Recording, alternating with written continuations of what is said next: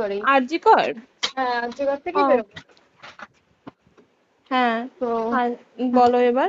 বলছি ওটা হয়েছে কি বলতো, ও 2টো অব্দি পেশেন্ট দেখেছে, ঠিক আছে। রাত্রি পেশেন্ট দুটো? রাত্রি 2টো, ঠিক আছে। আচ্ছা। 2টো অব্দি পেশেন্ট ডেকেছে, দেখে রুমে এসে অনলাইনে অর্ডার করে 4জন বন্ধু মিলে খেয়েছে, ডিনার হুম করেছে। হুম করে ও খুব টায়ার্ড ছিল, যেহেতু 36 ঘন্টা ডিউটি ছিল, হুম টায়ার্ড ছিল। ও কি করেছে, ওই সেমিনার রুমে গিয়ে হুম শুয়ে পড়েছে একটা রেড কালারের ব্ল্যাঙ্কেট ঢাকা দিয়ে। হুম। কিন্তু তারপরে মানে সেমিনার রুমে এমনি কি তোমাদের ওরকম সেমিনার রুমে টুমে ঘুমানো হয়? মানে আমি যদিও কোনো আইডিয়া নেই, ওই জন্য জিজ্ঞেস করছি। না, এবার একটা রেসিডেন্টের ডক্টর রুমস থাকেই, আচ্ছা। বুঝতে পেরেছিস, তারপরেও সেমিনার থাকে। এবার হুম। সেমিনারে একটা বেড থাকে, আর আচ্ছা ডক্টরস রুমে 2টো 3টে যেরকম বড় ঘর হবে সেরকম বেড পাতা থাকে। আচ্ছা আচ্ছা। মেনলি ডক্টরস রুমে শোয়ার কথা, ঠিক আছে। হুম হয়েছিল কি, ওকে বডিটা পাওয়া গেছে সেমিনার রুমে, হুম কিন্তু ঘুমাচ্ছিল ডক্টরস রুমে। যে হুম রুমটা তোর এখন ভাঙা হয়েছে, দেখেছিস রুমটা ভেঙেছে, একটা ভিডিও ঠিক দেখছিলাম। বাথরুমের পাশেই, হুম ঠিক আছে, মানে বাথরুমটাকে অজুহাত দিয়ে হুম ওই রুমের দেয়ালটা ভেঙে দিয়েছে। অ্যাকচুয়াল কাণ্ডটা ঘটেছে তোর ইয়েতে, ওই রুমটার ভেতরে, ডক্টর রুমে? ডক্টরস রুমে। ডক্টরস রুমে ঘটনাটা ঘটেছে, ওই বডিটাকে তো ডক্টর ধস্তাধস্তি। রুমে ওই দিন আর কেউ ছিল না, খালি মানে অনলি ওই দিদিটাই ঘুমাচ্ছিল? হ্যাঁ, এবার তোকে আমি বলি, অন কলে নিশ্চয়ই একজন থাকবে না, না। ওরা জুনিয়র সিনিয়র মিলিয়ে থাকে, এমনকি থার্ড ইয়ার একজন থাকবে, সেকেন্ড ইয়ার একজন থাকবে, হুম প্লাস ফার্স্ট ইয়ারের ইন্টার্নশিপরা যারা থাকে তারা ইন্টার্নরা থাকে। হুম আর চেস্ট এমন একটা ওয়ার্ড হচ্ছে, কোভিড এর পর থেকে প্রায় হামেশাই সবার শ্বাসকষ্ট হচ্ছে, মানে আসছে মানেই শ্বাসকষ্ট হচ্ছে। হুম আর চেস্ট ওয়ার্ড আর চেস্ট মেডিসিন দুটোই হুম পাশাপাশি ওয়ার্ড, হুম ঠিক আছে। হুম। তো কেউ কি শুনতে পায়নি? কেউ শুনতে পায়নি। হ্যাঁ, ওটাই তো আমি ওই দিনকে ওটাই ভাবছিলাম এবার যে। দেখ, ধস্তাধস্তি করাতে একটা নিশ্চয়ই চিৎকার হয়, একটা ভাইলেন্ট হয়, হুম হুম বুঝতে পেরেছিস। হুম তারপরে আবার কি, যে 4জন ওর সাথে খেয়েছে তারা কোথায়, তারা কেন মিডিয়ার সামনে আসছে না? হুম। তাই ঠিকই তো, তো। তারা কেন আসছে না? তোমার ওই এক- দিন ডিউটি ছিল না রাতে? ওই দিনকে আমি নাইটে ডিউটি করছিলাম। আচ্ছা। আমি নাইটে ডিউটি করে এসেছি, আমার লাস্ট নাইট ছিল। তো আমার হুম তো 3 দিন নাইট থাকে, তিন হুম দিন নাইট থাকার পর লাস্ট নাইট ছিল, লাস্ট নাইটের পর বুধবার আমার লাস্ট নাইট, বুধবার রাতে ঘটনাটা ঘটেছে। হুম আমি বাড়িতে এসেছি, রীতিমতো বাড়িতে এসে শুয়ে পড়েছি। 3টের সময় আমার কাছে ফোন এসছে যে সবাইকে ডেকে পাঠিয়েছে, ইমিডিয়েট আয়। হুম। তখন গিয়ে দেখি আরজি করে এই অবস্থা, পুরো গোটা হাসপাতালকে ডেকে পাঠিয়েছিল। গিয়ে দেখি পুলিশ ছয়লা, মানে, আর ওকে যেভাবে, আমি তো বডিটা দেখেছি রে, মানে আমাদের হুম এখনো পর্যন্ত চোখ থেকে নামছে না। রীতিমতো মনে হচ্ছে মেয়েটা যেন আমাদের পাশে পাশে ঘুরছে, হুম একদম হুম হুম এরকম, মানে মানে অদৃশ্যমান, মানে আমরা এরকম ভাবতে পারছি না যে এরকম ভূত হুম থাকে বা একটা স্পিরিট থাকে বা কিছু। এখন আমরা বুঝতে পারছি না, ওর আত্মাটা এখনো ঘুরছে আমাদের আশেপাশে। দেখ, ওর আমার তলাটায় না, কিন্তু ওর থেকে ও থাকে 4তলায়, 4তলায় ঘটনাটা ঘটেছে, ঠিক 2টো ফ্লোর নিচেই আমি থাকি, আমার আচ্ছা। রুমটা, ঠিক আছে। কিন্তু তাও আতঙ্কে আমরা মানে একদম স্তব্ধ হয়ে গেছে আরজিকরটা। কিন্তু ব্যাপারটা হচ্ছে, তাহলে ডক্টর রুম থেকে ওকে সেমিনার রুমে নিয়ে যাওয়া হয়েছে? হ্যাঁ, অবশ্যই নিয়ে যাওয়া হয়েছে। এবার দেখ, নিয়ে যাওয়া হয়েছে, ওকে যেভাবে মারা হয়েছে, এটা একার পক্ষে সম্ভব অসম্ভব, না দিস একদম। Is a impossible. পুরোপুরি গ্যাং রেপ, গ্যাং রেপ ছাড়া কোনো কিছু নয়। আর শুধুমাত্র রেপ নয়, রেপ হলো, করলো, ছেড়ে দিল, ঠিক আছে, ওকে রীতিমতো মার্ডার করেছে। মানে মানে হিসেব মতো যা বুঝছি মানে তোমার কথাতে, হ্যাঁ, ওটা হচ্ছে ওর ওই বন্ধু বান্ধব মেবি ইয়েস, জড়িত। এক্স্যাক্টলি। হয় ওর বন্ধু বান্ধব কেউ, ঠিক আছে, মানে 4জনের মধ্যে কেউ, আইদার ওকে এমন কিছু করতে বলে। দেখ, বড় বড় কোম্পানিতেও তো এরকম হয়, মানে হুম হয় তুমি আমার সাথে কম্প্রোমাইজ হুম করো, নয় হুম তুমি হুম চাকরি হুম ছেড়ে চলে হুম যাও, হুম হুম হুম হয় তো। হুম হুম। এ- এখানেও সেরকম কিছু একটা হয়েছে। যাকে যে ক্রাইম করেছে, সেও কিন্তু নর্মাল ডক্টর নয়, কিন্তু সেও একটা ভালো পোস্টে র্যাঙ্ক করছে, বুঝতে পেরেছিস, তবেই কিন্তু পুরো ব্যাপারটাকে হসপিটাল চেপে যেতে চাইছে, পুরো ব্যাপারটাকে। তাহলে এই সিভিক যে, ও কোথা থেকে আসছে? এবার তোকে আমি বলি, ওটা কোথা থেকে আসছে। আমাদের প্রিন্সিপাল চেঞ্জ হয়ে গেছে, ডেপুটি সুপার চেঞ্জ হুম হয়ে গেছে, তারপরে আমাদের ওই অ্যাসিস্ট্যান্ট সুপার চেঞ্জ, সব চেঞ্জ হয়ে গেছে। হুম তারপরে যে ওয়ার্ডের ডাক্তাররা ছিল, সিস্টাররা ছিল, ওয়ার্ড বয়রা ছিল, মাসিরা ছিল, সবাইকে ডেকে এখন হুম সাসপেন্ড করা হয়েছে। হুম তারা কোথাও যেতে পারবে না, রোজ গিয়ে কোর্টে গিয়ে দেখা করছে, আজকেও কোর্টে গেছিল সবাই। হুম তারপরে উম, তারপরে তোমার তোর এগুলো হলো, তারপরে তোর কি বলে, আরে বল না, ওই সিবিআই এটা হয়েছে কি, মানে ও সেই সঞ্জয় রায় যে ধরা পড়েছে, হুম অ্যাকচুয়াল কিন্তু ও নেই, হুম ঠিক আছে, ওর এতটা ক্ষমতাই হয় না। ও অত রাত্রে কি করতে যাবে, হুম ও অত রাত্রে ওখানে কি করতে যাবে? ও না পেশেন্ট, ও নাকি বলছে দালাল পেশেন্ট নিয়ে গেছে, তো পেশেন্ট নিয়ে যখন গেছে দিদিটার রুমে যখন যাবে, নিশ্চয়ই দিদিটার রুমে কোনো কাগজপত্র দেখাতে যাবে, সেই অবস্থায় গিয়ে দেখে যে এরকম এরকম ঘটনা, তা ঝাঁপিয়ে পড়েছে ওর উপরে। হুম এরকম কিছু কি, তাও কিছু নয়, শুধু গেছে দেখছে ড্রিঙ্ক অবস্থায়, ওকে ক্যামেরায় দেখা গেছে ড্রিঙ্ক অবস্থায় গেছে আর এসছে, এইটুকুই দেখা গেছে। তারপরে হচ্ছে কি, তোর অনেক রকম এখানে অনেক রকম ব্যাপার আছে। যে দিনকে ঘটনাটা ঘটে তার ঠিক দুদিন পরে ওই সেমিনার বাথরুমের অজুহাত দিয়ে সেম ডক্টর যে রুমের হুম দেওয়ালটা আছে ওই হুম দেওয়ালটা ভেঙে দিয়েছে। কেন? প্রথমে ওকে বললো সুসাইড করেছে, আমাদের যখন ফার্স্ট খবর আছে তখন সুসাইড করেছে।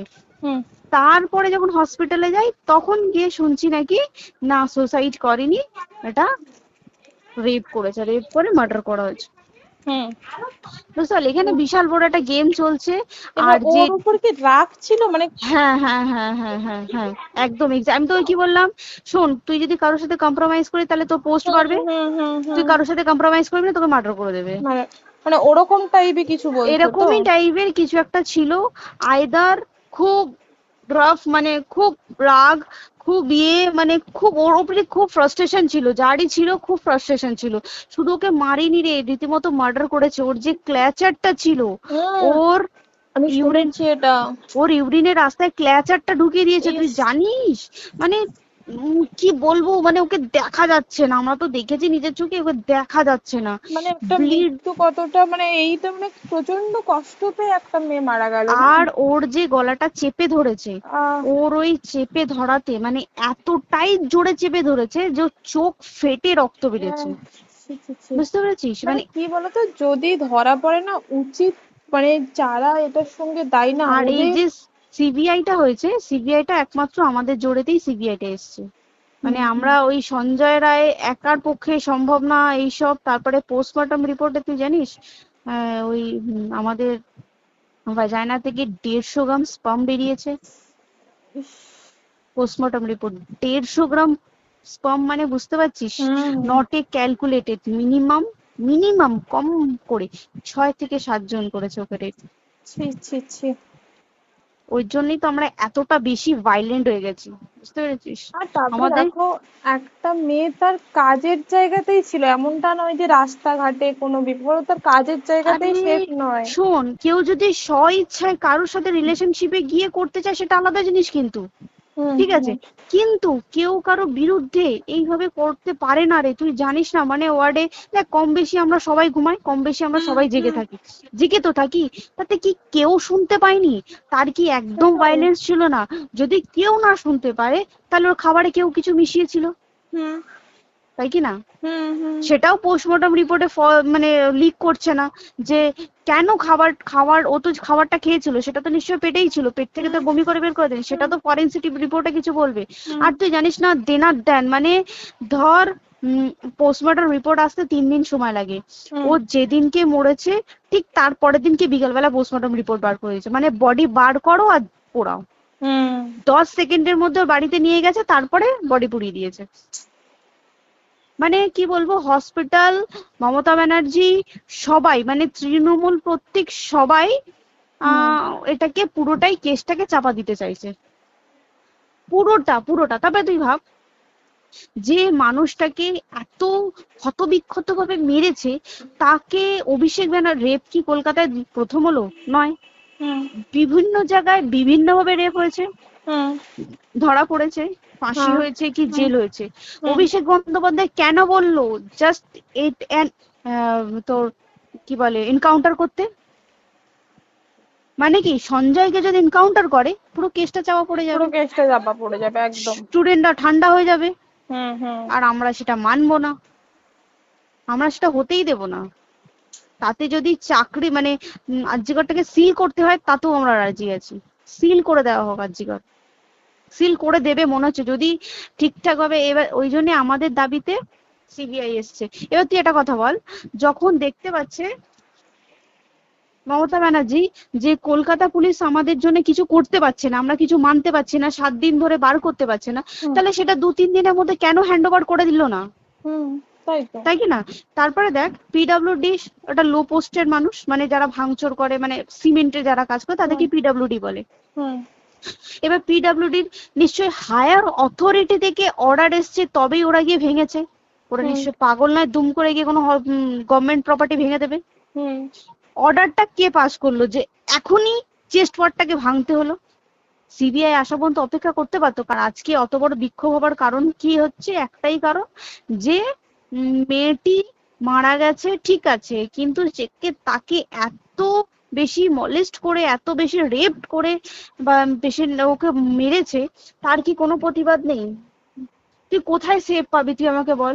তুই ধর চাকরি ছেড়ে, আজকের সরকারি চাকরি ছেড়ে তুই প্রাইভেটে যাই, প্রাইভেটেও তো তাই একই কোথাও না, অবস্থা। একদম একদম। প্রাইভেটেও একই অবস্থা। তুই কোনো চায়ের দোকান খুলে বসবি, অনার্সশিপে তুই বসলেও তাও এসে তো হাজার ছেলেরা থাকে, হুম হাজার ছেলেরা টিস করে। তুই কোথায় কি করবি? তাহলে আমাদের সেফটি কোথায়? আমাদের মুখ্যমন্ত্রী মমতা ব্যানার্জি সে একটা লেডি হয়ে তাহলে আমাদের কি সেফটি দিয়েছে? আমাদের কি লক্ষ্মী ভান্ডার দিলে this is a problem solve? পুরো মাসের আমাদের কি সব খরচা চলে যায় লক্ষ্মী ভান্ডারে? জানি না, আই ডোন্ট নো। মানে আমরা প্রচুর ক্ষেপে আছি, প্রচুর। মানে এর বিচার না চাওয়া পর্যন্ত তুই ঠিকই তো। ভেবে চল কি এটা সলভ হবে না। আমরা মানে বিচার আমি নিয়ে আমি কথা বলবো। 2 দিন ধরেই ভাবছিলাম তোমাকে ফোন করবো, কিন্তু মানে এটা ওটাতে হয়ে উঠছে না। আর তোমাকে তো হুম। আমি ওই দিন রাতেই হোয়াটসঅ্যাপ করলাম না। হ্যাঁ হ্যাঁ এবার হ্যাঁ তখনই না আমি ব্যাপারটা অতটা বুঝতে পারিনি, আর আমার তার পরের দিনই ভোরবেলা ডিউটি। তা হ্যাঁ। আমি খুব তারপরে সাবধানে থাকিস রে, আর খুব বলো না, সাবধানে না না। থাকিস। হ্যাঁ তাই তো, এখন মানে আর তোমরাও সাবধানে থাকো কি সবাই। বলবো বল, কিছু বলার নেই। দেখ আমাদের মধ্যবিত্ত মানুষরা আমাদের চাকরি করে খেতেই হবে, সোজা কথা। একদম একদম। তাই কিনা বল? বাবা এত হুম পুঁজি নেই যে বসে অত, বসে খাবো, ঠিক আর আছে? সেই মেন্টালিটিও নেই। পুঁজি হ্যাঁ যদিও থাকে, মেন্টালিটিও নেই হ্যাঁ যে এবার বাবার তুই, পুঁজিতে খাবে। এবার একটা কথা তুই বল, চাকরিটা কোথায় গিয়ে করবো তুই একটা বল? কোন সেটাই। স্টেটে গিয়ে চাকরি করবো তুই আমাকে বল?